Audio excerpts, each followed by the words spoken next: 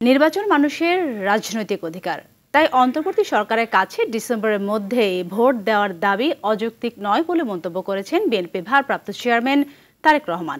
রোববার পশ্চিম লন্ডনের আরাফাত রহমান কোকো স্মৃতি ক্রিকেট টুর্নামেন্টে পুরস্কার বিতরণী অনুষ্ঠানে তিনি মন্তব্য করেন। এ সময় খেলাধুলায় বহির্বিশ্বে যারা দেশকে রিপ্রেজেন্ট করবে তাদের দায় দায়িত্ব রাষ্ট্র নিবে বলেও জানান বিএনপির ভারপ্রাপ্ত চেয়ারম্যান। রিপোর্ট করছেন জাহিদ রহমান।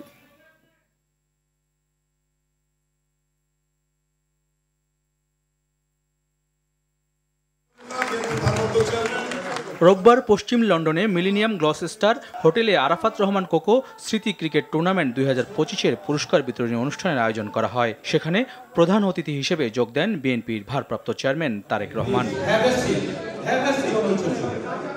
দেশের সকল বিভাগে একটি করে ক্রীড়া শিক্ষা প্রতিষ্ঠান বিকেএসপি গড়ে তোলার পাশাপাশি খেলোয়াড় তৈরিতে পাঠ্য বইয়ের সিলেবাসে পরিবর্তন আনার গুরুত্ব তুলে ধরেন তারেক রহমান। যেহেতু তারা দেশের জন্য সুনাম বয়ে নিয়ে আসবে, সেই জন্য দেশের এবং বিশেষ করে একটা সেই সময় যে সরকারটা থাকবে সেই সরকারের দায়িত্ব হচ্ছে ওদের সব রকম দেখবে। তিনি বলেন, জনগণের গণতান্ত্রিক অধিকার ফিরিয়ে আনতে বিএনপির বহু নেতাকর্মী জীবন দিয়েছে, গুম নির্যাতনের শিকার হয়েছে। তত্ত্বাবধায়ক সরকারের কাছে ডিমান্ড করেছি ডিসেম্বরের মধ্যে নির্বাচন, দেশের মানুষ নির্বাচন চায়। এই নির্বাচনের জন্য গত 15 বছর আমরা আন্দোলন সংগ্রাম করে যে নির্বাচনের জন্য আমরা যারা বিএনপি করে এখানে আমাদের বহু নেতাকর্মী সহকর্মীকে আমরা হারিয়েছি, গুম খুনের শিকার হয়েছে। ওকে আমরা আমাদের পেয়েছি, অনেকে আমরা পাইনি।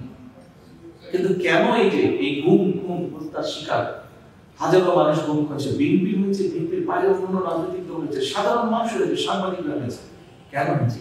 সেটি হচ্ছে রাজনৈতিক অধিকার, মানুষের রাজনৈতিক অধিকার প্রতিষ্ঠার জন্য। বিভিন্ন বিষয়ে মতপার্থক্য থাকলেও দেশকে আন্তর্জাতিকভাবে এগিয়ে নিতে সবাইকে একসাথে কাজ করার আহ্বান জানান বিএনপির ভারপ্রাপ্ত চেয়ারম্যান। ইন্টারন্যাশনাল এরিনাতে যারা দেশকে রিপ্রেজেন্ট করবে তাদের সকল দায়িত্ব রাষ্ট্র নেবে। খেলাধুলায় ছোট ভাই আরাফাত রহমান কোকোর অবদানের কথা তুলে ধরে তারেক রহমান বলেন, খেলাধুলার মান উন্নয়নে সব ধরনের পদক্ষেপ নেওয়া হবে। জাহিদ রহমান, RTV।